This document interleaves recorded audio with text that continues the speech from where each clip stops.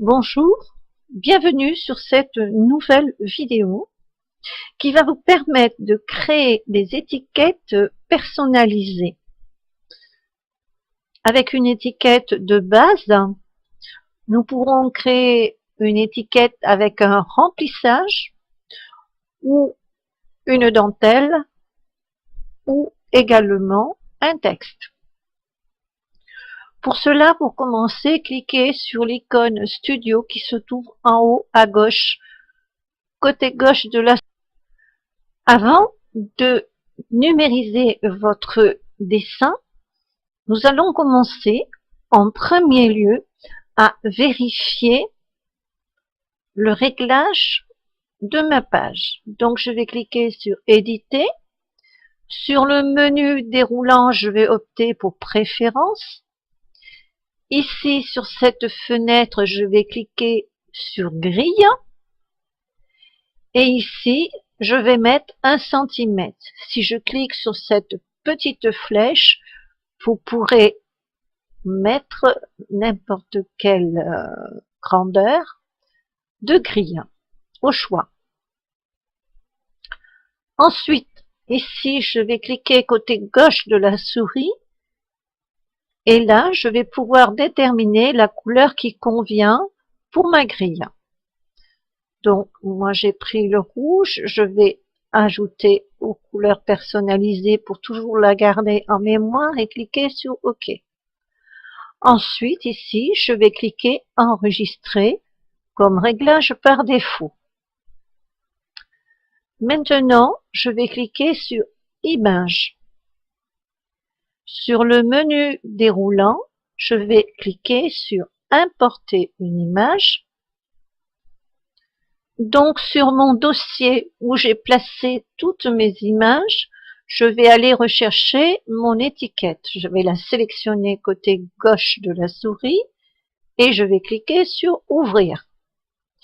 Ici, je vais dire que je veux redimensionner mon image. Et ici, j'aurai mon image qui sera transférée. Ensuite, je vais cliquer sur Images. Et là, sur le menu déroulant, je vais cliquer sur l'option Éditer la fenêtre image. Sur cette fenêtre, je vais cliquer sur l'icône du milieu. Ici, je pourrai déterminer la taille que je souhaite. Donc ici, je vais cliquer sur cette flèche côté gauche de la souris. Sur cette petite fenêtre, je vais tout simplement taper la somme de 160,5 et je vais cliquer ici pour qu'elle soit prise en compte. Ici, automatiquement, la somme du bas, la hauteur, il y aura le rapport entre la longueur et la largeur. Ici, je vais cliquer sur Appliquer. Voilà, mon image est prête. Ici, je vais regarder, cliquer sur Cadre et je vais prendre un cadre qui correspond à ma machine. Donc, à vous de rechercher le cadre en baissant ou montant le curseur.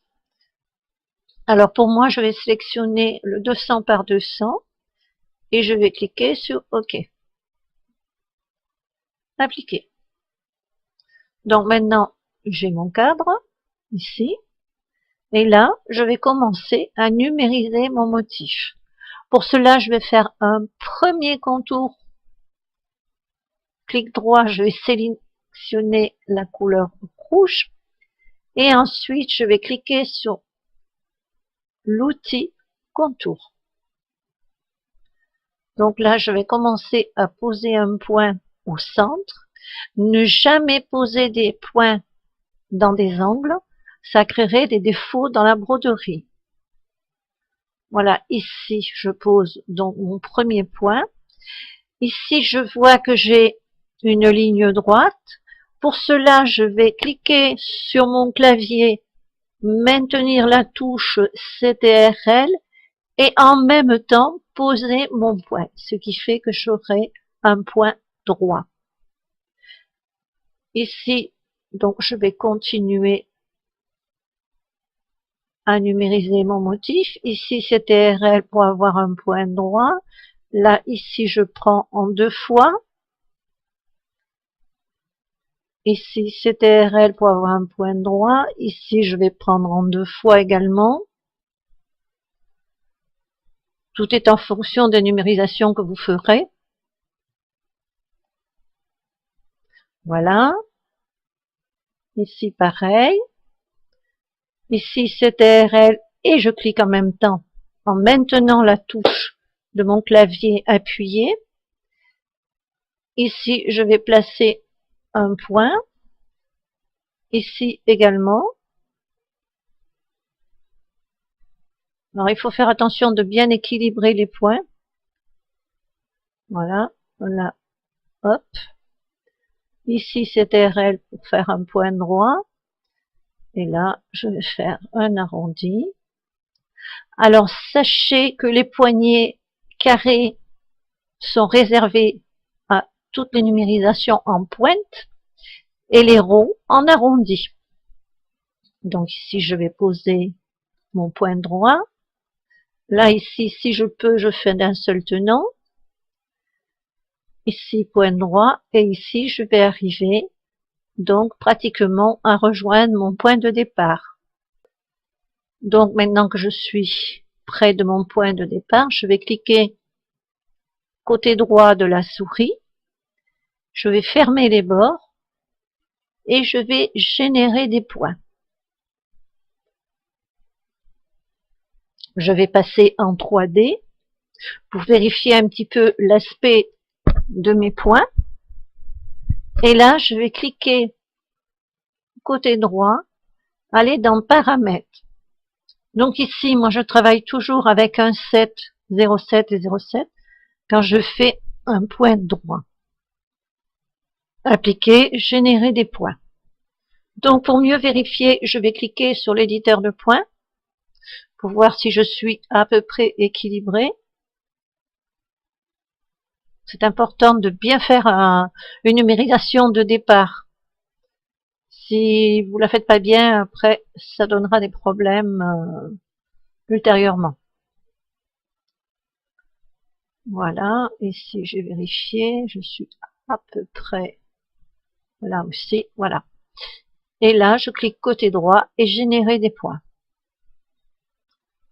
Maintenant, je vais opter pour créer un remplissage à l'intérieur de ce contour. Pour cela, je vais faire côté gauche de la souris, copier, coller. Et ici, je vais cliquer sur convertir, créer un objet rempli à partir d'un contour. Je clique dessus. Automatiquement, mon objet va être numérisé. Ici, je vais cliquer côté droit et je vais générer des points. Donc, quand la numérisation est bien faite, dans mon contour, vous ne verrez pas des bandes en travers comme je vois très souvent sur certaines numérisations. Donc, cette partie-là, je vais cliquer côté gauche de la souris, côté droit de la souris, la tirer, la poser sur le rouge et je vais l'insérer après. Donc, celle-ci va être au-dessus.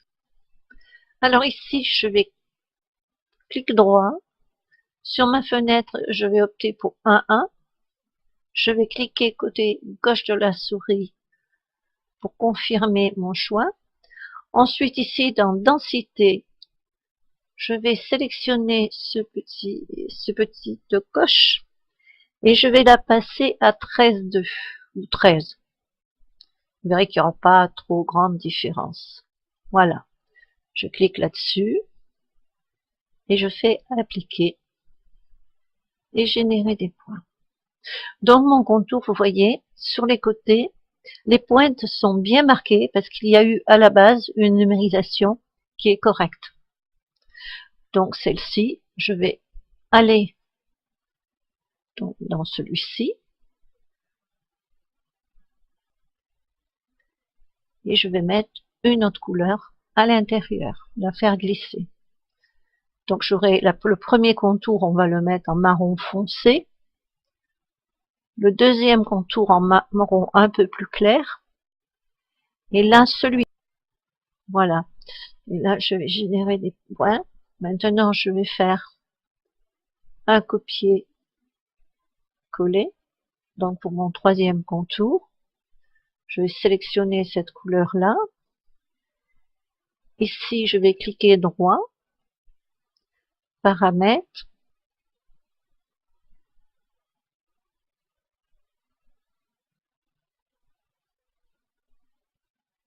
Donc ici, je vais cliquer sur appliquer et générer des points et OK. Donc vous voyez que mon contour est assez droit et bien fait. Maintenant que j'ai fini, il est possible en prenant celui-ci, en faisant un copier-coller. Donc je vais cliquer là-dessus. Je vais aller dans paramètres et là je vais pouvoir modifier, soit faire un motif, pourquoi pas. On va choisir un petit motif.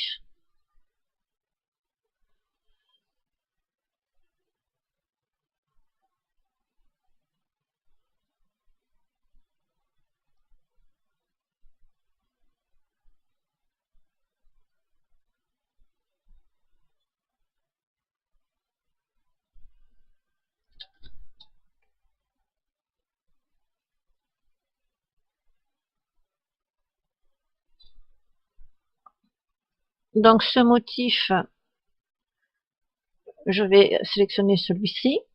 Ensuite, je vais passer ma densité à 150. Mais sachez qu'ici, vous pouvez également diminuer ou augmenter. Donc si on veut passer à 6, mettons. OK. Et là, je vais appliquer. Générer des points. Vous voyez que mon motif, c'est légèrement un peu plus serré. Et là, on va cliquer sur OK. Donc on peut voir ce motif. Si je cache le fond, voilà ce que va donner mon motif. Il est évident que mon point de bourdon devra aller au-dessus, donc je vais le sélectionner et côté gauche de la souris, je vais le tirer de façon à ce qu'il vienne après pour pouvoir bien couvrir tout mon motif.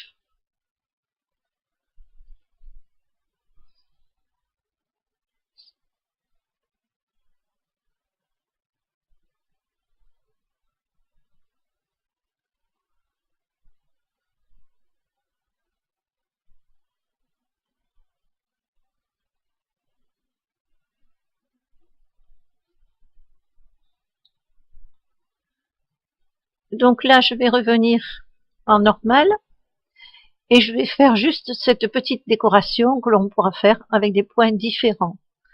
Donc je vais prendre une autre couleur. Là, je vais cliquer sur mon outil de sélection et là, je vais commencer